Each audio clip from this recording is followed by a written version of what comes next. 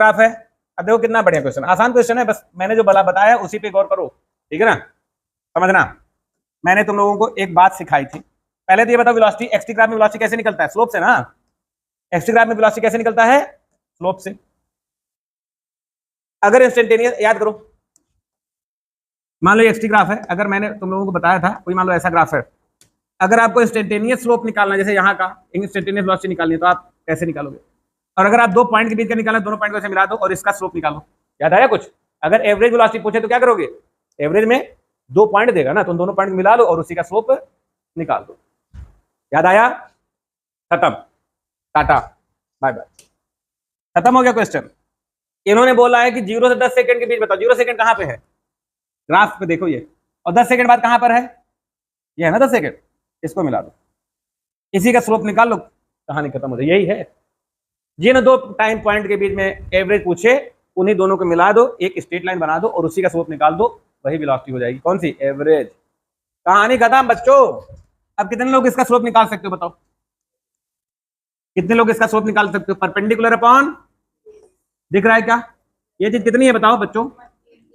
और ये कितना है? ये यहां से दिखेगा आपको, कितना आ गया? खत्म। वैसे होना चाहिए नेगेटिव है, स्लोप नेगेटिव है, नेगेटिव आना चाहिए, लेकिन कई बार वो केवल मैग्नीट्यूड दे देते हैं, ठीक है, ऑप्शन है नहीं नेगेटिव, तो फिर आपको वैल्यू ही बतानी पड़ेगी। Average velocity of particle in principle, समझ में आया? एवरेज जब बोलेगा तो जिन दो पॉइंट के बीच बोल रहा है, याद करो, ऐसे बताया था ना मैंने।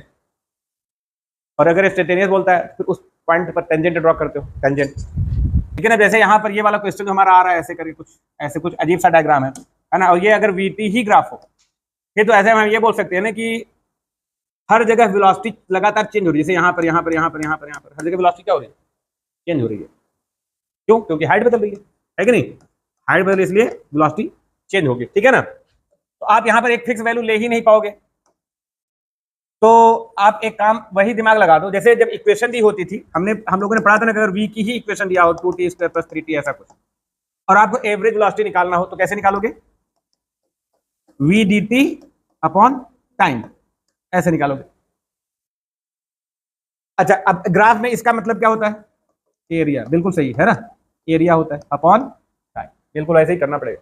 अगर लगातार बदल रहा है तो आप एक काम कर सकते हो, जैसे मान लो आपको यहां से यहां तक एवरेज बोला, इसका पूरे का एरिया निकाल लो, इस पूरे का, और टाइम से डिवाइड कर दो। जब जैसा भी शेप बनेगा उसी का एरिया निकालना पड़ेगा।